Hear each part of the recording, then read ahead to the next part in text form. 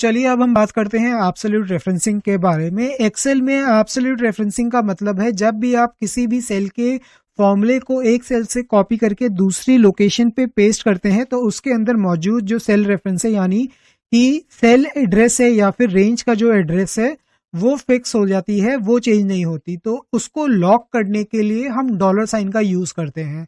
तो अगर हमें सेल में रो और कॉलम दोनों को एब्सोल्यूट बनाना है तो हम कॉलम लेटर के आगे भी डॉलर का साइन लगाएंगे और रो नंबर के आगे भी डॉलर का साइन लगाएंगे।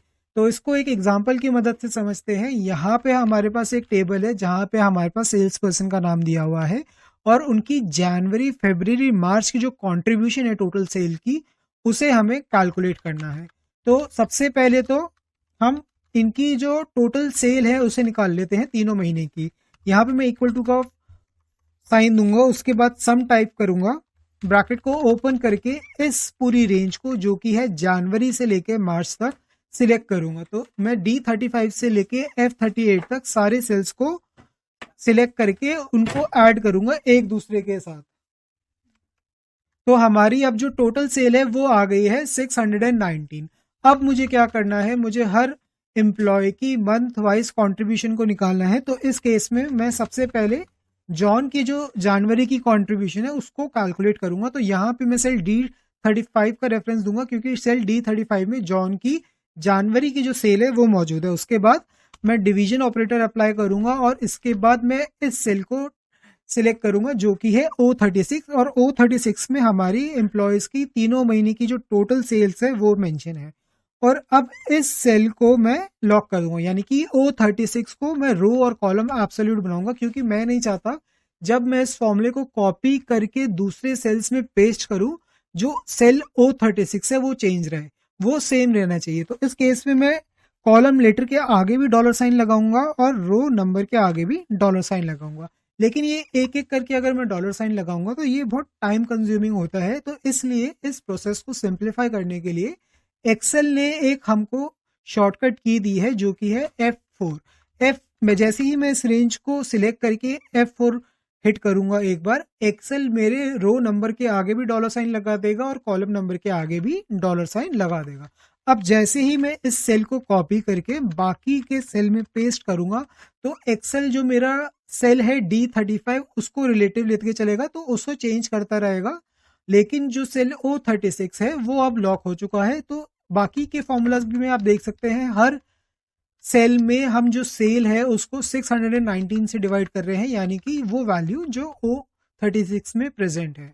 तो इसे कहते हैं रो एंड कॉलम एब्सोल्यूट, यानी कि जब आप अपने कॉलम लेटर और रो नंबर दोनों के आगे डॉलर साइन लगा के उस सेल को फ्रीज कर देते हैं, फिर उस सेल को आप चाहे कहीं पे भी पेस्ट कीजिए वो सेल चेंज नहीं होता।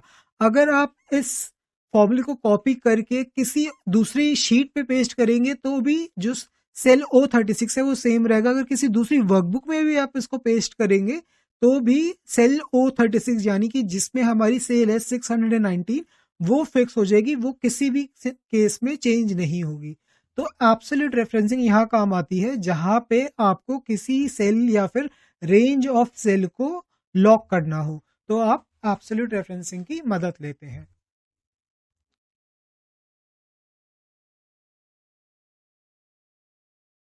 अब हम अपने नेक्स्ट टॉपिक की तरफ बढ़ते हैं जो कि है कॉलम एब्सोल्यूट रेफरेंसिंग। सबसे पहले हम कॉलम एब्सोल्यूट की डेफिनेशन को पढ़ते हैं। Column absolute referencing locks a cell so that it does not change when you copy the formula to other cell. इसका मतलब है जब आप अपने फॉर्मूला को कॉपी करके दूसरी लोकेशन पे पेस्ट करते हैं, चाहे आप जितनी मर्जी कॉलम जंप कर ले, आपके फॉर्मूला के अंदर मेंशन जो कॉलम लेटर है वो सेम रहता है, वो चेंज नहीं होता। लेकिन जो रो नंबर है वो लोकेशन के हिसाब से एडजस्ट होती चली जाती है। तो इसे हम कहते हैं कॉलम एब्सोल्यूट, जहां पे हम कॉलम लेटर के आगे डॉलर साइन लगा के उसको फ्रीज कर देते हैं। तो इसको एक एग्जांपल की मदद से समझते हैं। यहाँ पे स्क्रीन के लेफ्ट हैंड साइड पे मेरे पास एक छोटी सी टेबल है जिसमें हमारे पास 3 एम्प्लॉयज के नाम है, जॉन, केट और माइक। और स्क्रीन के राइट हैंड साइड पे हमारे पास एक और ब्लैंक टेबल है जिसमें हमें इन नाम को रिपीट करना है। यानी कि जो सबसे पहली रो है इस टेबल की उसमें हमें हर सेल में जॉन चाहिए, इस टेबल की दूसरी रो में हमें हर सेल के अंदर केट चाहिए और इस ब्लैंक टेबल की तीसरी रो में हमें हर सेल के अंदर माइक चाहिए और इसे हमें अकम्प्लिश करना है इन अ सिंगल को, यानी कि मैं किसी एक सेल पे कॉलम को अप्लाई करूंगा और उसके बाद उसे कॉपी करके बाकी सारे सेल्स में पेस्ट करूंगा और सेल और एक्सेल हमारे फॉर्मूला को अकॉर्डिंगली एडजस्ट करता चलेगा। तो देखते हैं इसे हम कैसे अचीव करते हैं। सबसे पहले एग्जीक्यूटिव के नाम को रेफर करूंगा कुछ इस तरीके से। तो आप देख सकते हैं फॉर्मूला बार की तरफ अगर आप देखें तो वहां पे आपको दिखेगा मैंने सेल C46 को रेफर किया है। अब इसको कॉलम एब्सोल्यूट बनाने के लिए जो कॉलम लेटर है सी में उसके आगे डॉलर साइन लगाऊंगा। तो इसको मैं शॉर्टकट की F4 की मदद से ही अप्लाई करूंगा। तो सबसे पहले मैं F4 की हिट करता हूं तो कॉलम और रो नंबर दोनों के आगे डॉलर साइन आ जाता है। इसके बाद अगर मैं दोबारा F4 की हिट करूंगा तो आप देख सकते हैं हमारे कॉलम लेटर के आगे से डॉलर साइन हट चुका है। अब मैं तीसरी बार अगर जब F4 की हिट करूंगा तो एक्सेल आपके कॉलम लेटर के आगे डॉलर साइन लगाएगा और रो नंबर के आगे से डॉलर साइन हटा देगा। तो F4 की मदद से आप अपने जो डॉलर साइन है उसको मूव कर सकते हैं।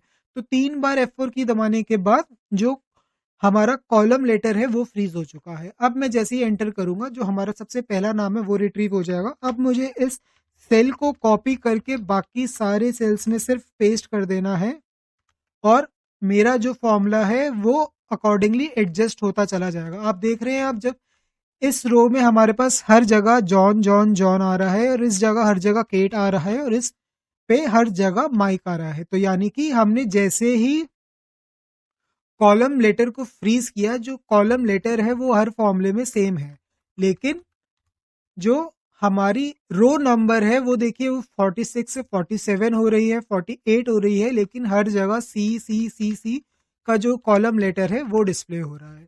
तो इसको कहते हैं कॉलम एब्सोल्यूट रेफरेंसिंग, जहां पे हम कॉलम के आगे डॉलर साइन लगा के उसे फ्रीज कर देते हैं ताकि जब भी हम अपने फॉर्मूले को एक लोकेशन से कॉपी करके दूसरे लोकेशन में पेस्ट करें जो हमारा कॉलम लेटर है वो चेंज ना हो।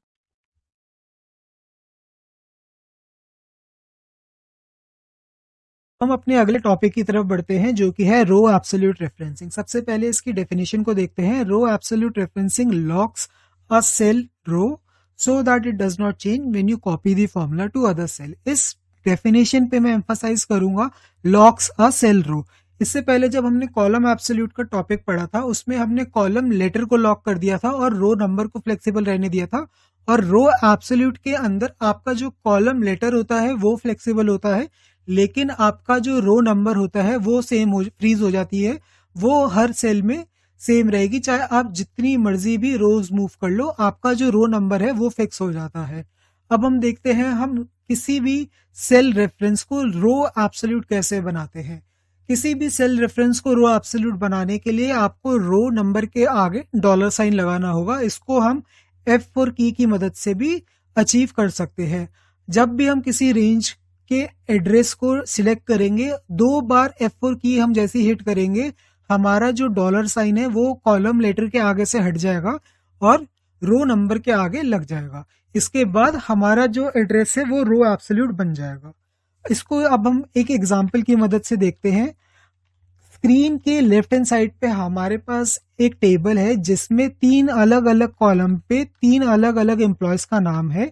कॉलम सी में जॉन का नाम है, कॉलम डी में केट का नाम है और कॉलम ई में माइक का नाम है।